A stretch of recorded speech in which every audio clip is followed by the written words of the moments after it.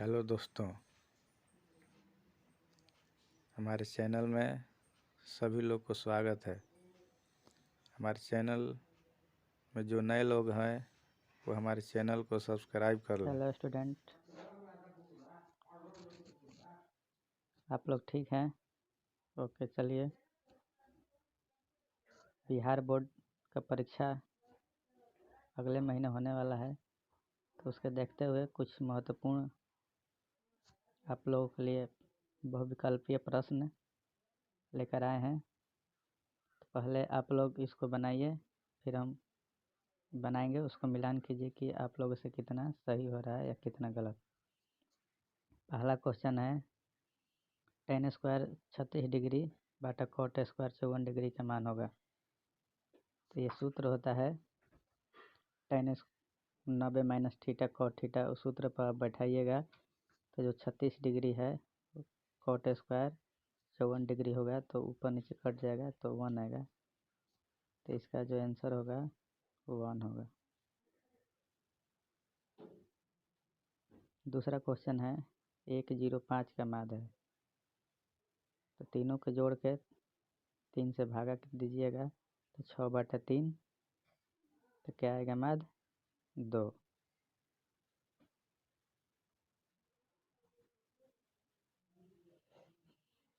तीसरा क्वेश्चन है, किसी वृत्त पर कितनी स्पर्श रेखाएं खींची जा सकती है?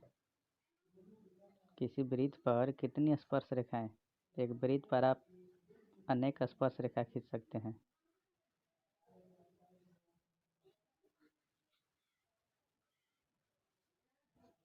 किसी चक्रीय चतुर्भुज का एक कोण π/3 रेडियन है, तो उसके समूह कोणों का मान होगा। तो पाई का मान 180 डिग्री रखिएगा, तो 3 से 180 डिग्री कट जाएगा 60 बार में, तो एक कोण हो जाएगा 60 डिग्री। आप लोग जानते हैं कि चक्रीय चतुर्भुज के समूह कोणों का योग 180 डिग्री होता है। तो एक कोण 60 डिग्री का है, तो उसके समूह कोण हो जाएगा 120 डिग्री का। पाई रेडियन बराबर होता है, तो पाई का मान होता है 180 डिग्री।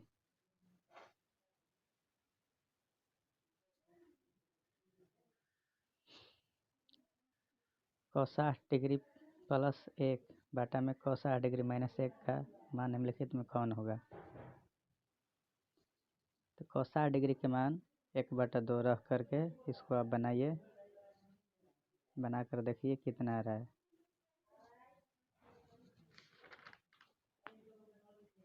तो आप इसको हल कीजिएगा तो 1/2 जोड़ 1 बाटा में 1/2 घटाव 1, इसको हल करने पर आपको आएगा -3।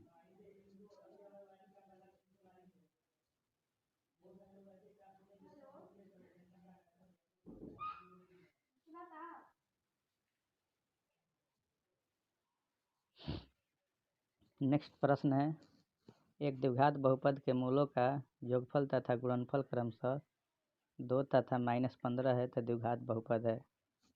तो द्विघात बहुपद का फॉर्मूला होता है x स्क्वायर माइनस अल्फ़ा जोड़ beta into x plus alpha into beta. तो जोग दिया है 2, गुणनफल दिया है -15। तो जोग की जगह 2 रख दीजिए, गुणनफल की जगह -15।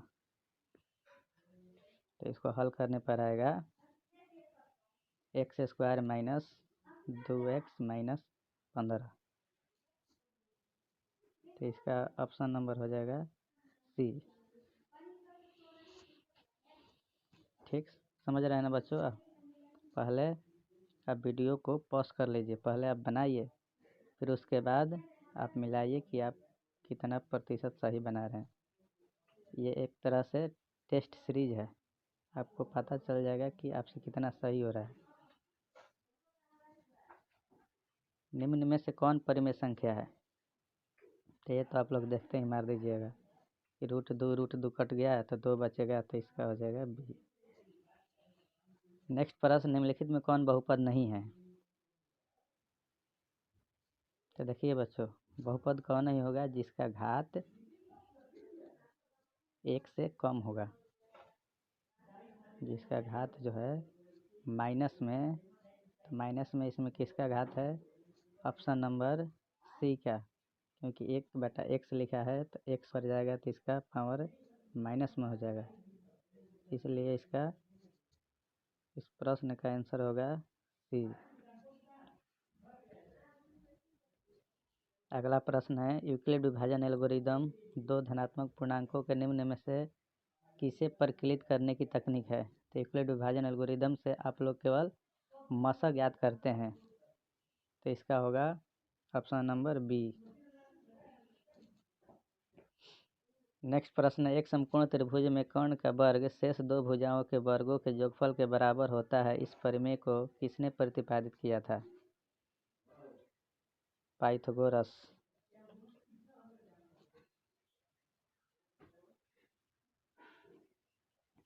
नेक्स्ट प्रश्न है, किसी धनात्मक पूर्णांक a तथा b के लिए ab का मस गुणा ab का लस निम्न में से किसके बराबर होगा?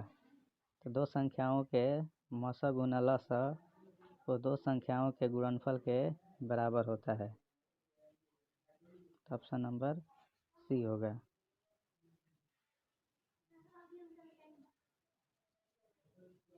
नेक्स्ट क्वेश्चन है, घात 1 वाले बहुपद कहलाता है? तो जब घात 1 होगा तो बहुपद कहलाएगा रैखिक बहुपद, या इसे बिना घात वाले बहुपद भी कहते हैं, तो इसका ऑप्शन हो जाएगा सी।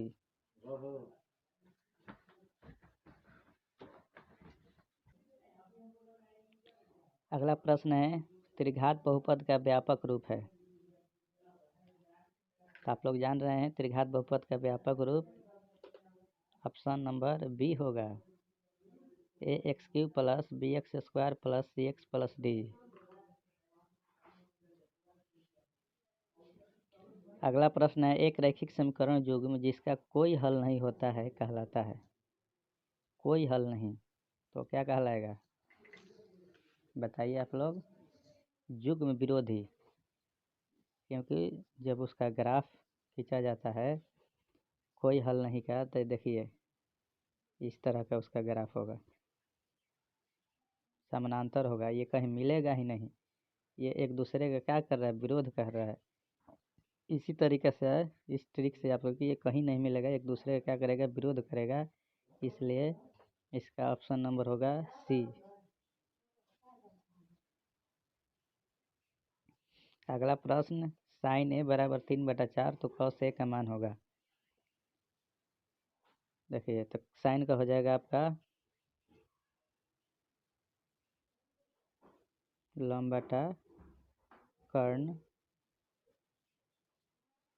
तो क्या निकालना है? आधार, तो आप लोग आधार निकाल लीजिए, तो आधार इसका आ जाएगा √7, तो कॉस का होता है आधार बटा कर्ण, तो √7/4, तो इसका ऑप्शन नंबर होगा सी।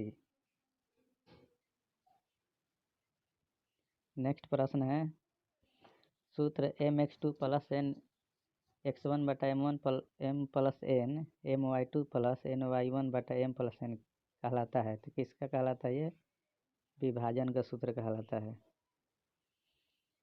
नेक्स्ट प्रश्न है, sin² 22 + cos² 22 का मान होगा? तो ये सूत्र है sin² θ + cos² θ = 1, option number B.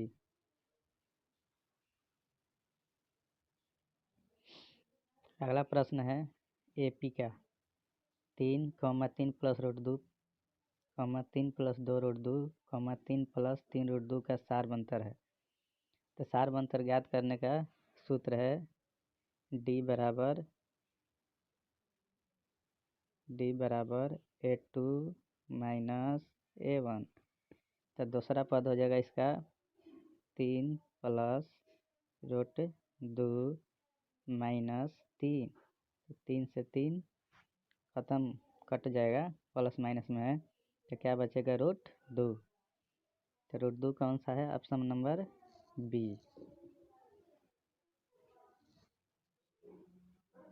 अगला प्रश्न है, sec² a बटा 1 + cot² a बराबर है? देखिए, तो यह सूत्र होता है 1 + cot² θ बराबर कोसेक स्क्वायर थीटा है।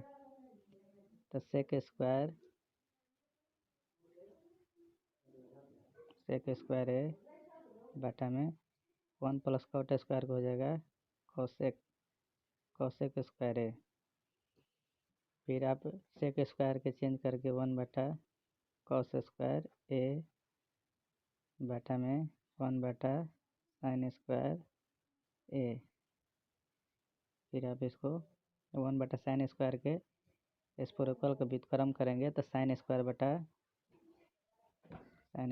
बटा कॉस स्क्वायर होगा, जो कि हो जाएगा tan स्क्वायर ए। तो इसका ऑप्शन नंबर हो जाएगा डी।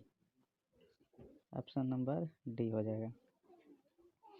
नेक्स्ट प्रश्न है, दो वृत्तों के क्षेत्रफलों का अनुपात 4:2 है, उनके त्रिज्याओं का अनुपात क्या है? जब क्षेत्रफल दिया है तो त्रिज्या का अनुपात निकालने के लिए उनके भुजा को अंडर रूट कर देते हैं। तो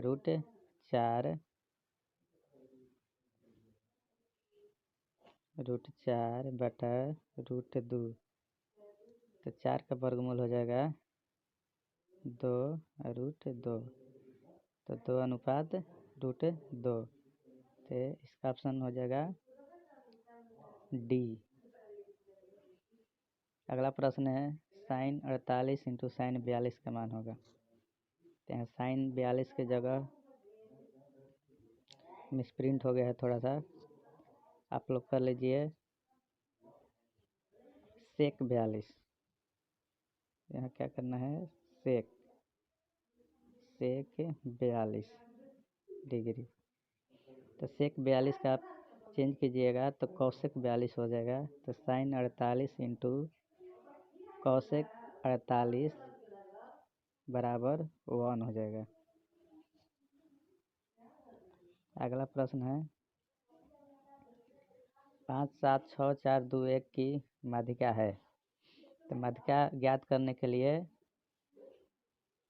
आरोही या अवरोही क्रम में सजाते हैं, बढ़ते या घटते किसी भी क्रम में सजाकर 1 1 2 4 5 6 7, जो मध्य में होगा तो मध्य में यहाँ पर क्या है 4 5, 2 नंबर है यहाँ मध्य में। तो इन दोनों के जोड़ करके 2 से भाग करते हैं, कितना आएगा 4.5। तो इसका ऑप्शन नंबर होगा डी। ठीक है बच्चों, समझ रहे हो? अगर कहीं कोई दिक्कत है तो आप कमेंट कर सकते हैं, कमेंट में करके लिख करके आप पूछ सकते हैं कोई भी प्रश्न। अगला प्रश्न है, यदि किसी वृत्त की क्षेत्रफल तथा परिधि समान हो तो वृत्त की त्रिज्या होगी। क्षेत्रफल होता है πr², परिधि होता है 2πr, पाई से पाई, r से r, तो त्रिज्या बराबर हो गया 2। तो इसका ऑप्शन नंबर हो जाएगा बी।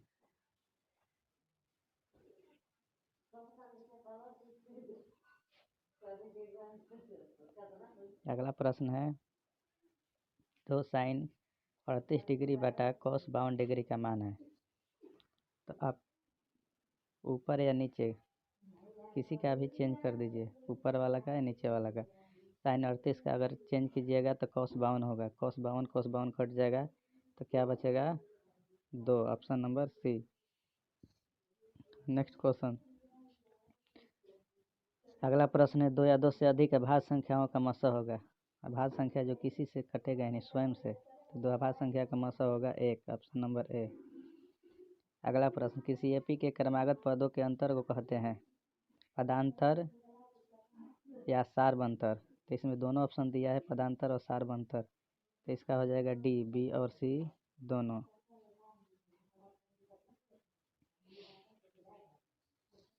अगला प्रश्न, सभी सर्वांगसम आकृतियाँ होती है समरूप।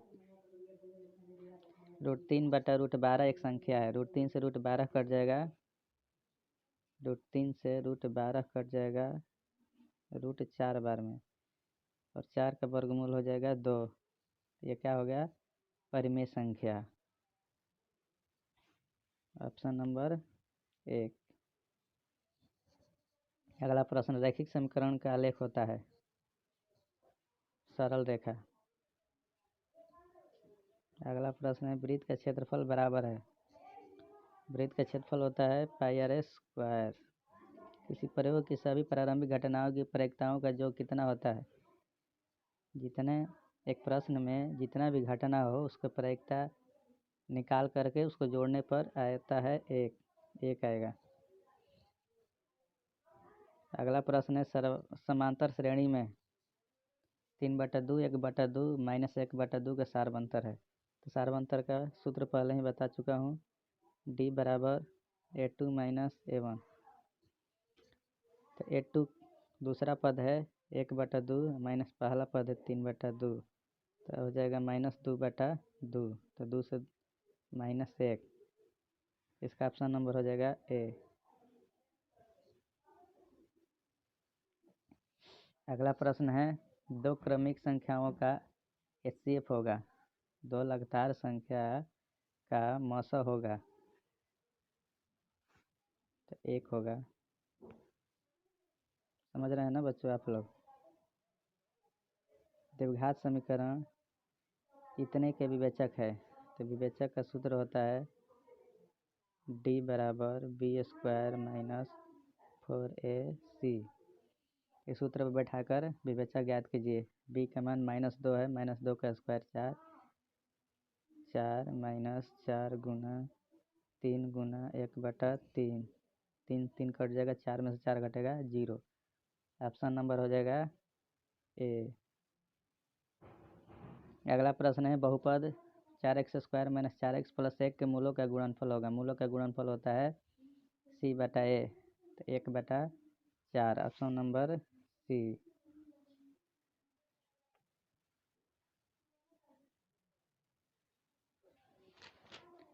अगला प्रश्न है, यदि किसी वर्ग का विकर्ण 16√2 सेंटीमीटर है तो वर्ग की भुजा की लंबाई होगी। तो वर्ग का विकर्ण दिया है और भुजा ज्ञात करना है, तो इसका फार्मूला होता है भुजा ज्ञात करने का। तो इसका भुजा हो जाएगा आपका,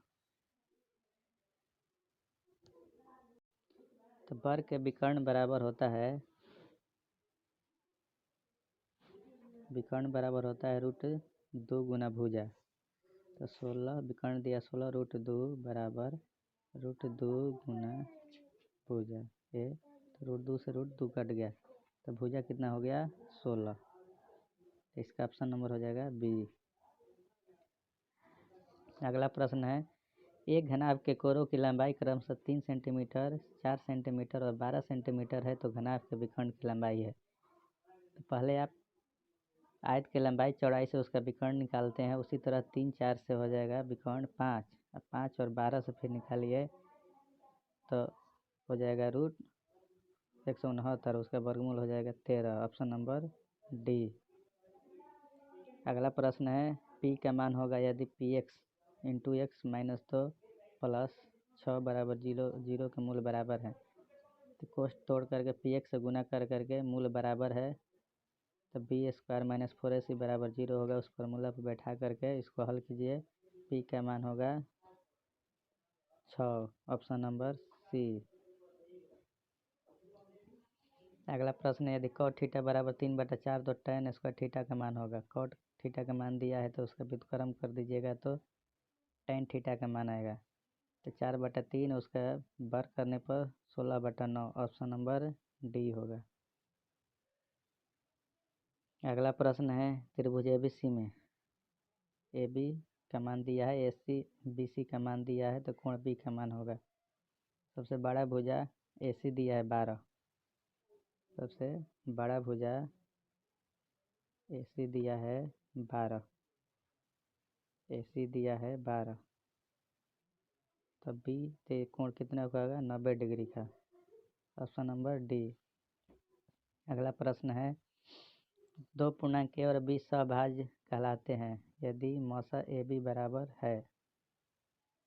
तो AB का मौसा होगा 1, सहभाज्य है तो इसका मौसा होगा 1। Option number B. पाई एक संख्या है, अपरिमेय संख्या है।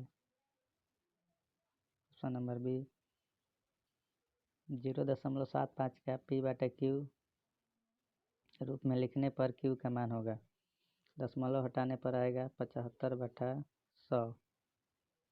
इसको घटाने पर आएगा 3/4। q का मान 4 नहीं दिया है। 4 का गुणज 8 हो जाएगा। Option number C. अगला प्रश्न है, किसका दशमलव प्रसार शांत होगा? तो q को गुणनखंड करके देखिए। गुणनखंड करने पर 2 और 5 के रूप में आएगा, वहीं शांत होगा। तो इसका 160 का गुणनखंड करने पर 2 5 के रूप में आएगा, तो इसलिए इसका ऑप्शन नंबर डी सही है। अगला प्रश्न है, अल्फा बीटा गामा बहुपद इतना के शून्यंक है तो alpha into beta into gamma का मान होगा।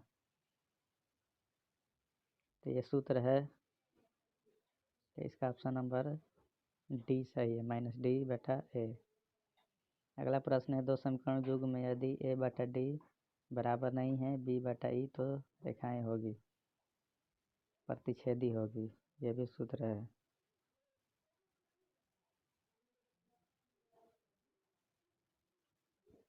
अगला प्रश्न है, दो समीकरण युग्म में यदि a/d बराबर b/e बराबर नहीं है c/f तो कोई हल नहीं होगा। ये सूत्र है, इसका होगा कोई हल नहीं होगा। Option number B. अगला प्रश्न है, दंड आलेख खींचने में महत्व होता है लंबाई का। अगला प्रश्न है, द्विघात बहुपद के शून्यंकों की संख्या होती है 2। Option number A. त्रिघात बहुपद के पूछेगा तो 3 शून्य, रैखिक का पूछेगा तो 1 शून्य। अगला प्रश्न है, एक 14 सेंटीमीटर ऊंचाई के बेलन के वक्र सतह का क्षेत्रफल 264 सेंटीमीटर स्क्वायर है, इसका आयतन होगा। तो क्षेत्रफल दिया है, तो क्षेत्रफल से आप ऊंचाई दिया है, उसका त्रिज्या ज्ञात कर लीजिए। फिर त्रिज्या ज्ञात करके उसका आयतन ज्ञात कीजिए, तो उसका आयतन होगा 396। तो इसका क्षेत्रफल दिया है, तो इसका आयतन होगा 396। Option number C. अगला प्रश्न है, दो गोले के आयतन का अनुपात तो 8:7 है, उनके सतह क्षेत्रफल का अनुपात होगा। तो यहाँ थोड़ा मिसप्रिंट हो गया है, 8 यहाँ पर 27 होगा, यहाँ पर 2 लिख लीजिएगा। आयतन का अनुपात दिया है, तो भुजा का अनुपात हो जाएगा 2:3।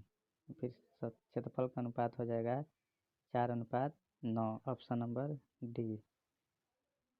अगला प्रश्न है, ऊंचाई त्रिज्या h ऊंचाई तथा त्रिज्या वाले एक ठोस बेलन के वक्र का क्षेत्रफल उसके कुल पृष्ठीय क्षेत्रफल का 1/3 है, तो वक्र पृष्ठीय क्षेत्रफल कह रहा है कि 2πr(h) बराबर है उसके कुल पृष्ठीय क्षेत्रफल का 1/3, 1/3 गुना 2πr into r plus h।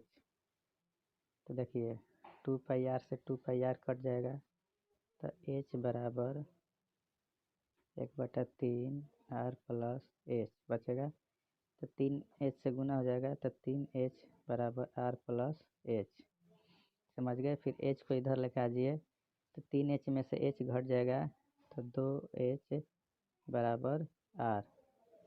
तो h बराबर 1/2r।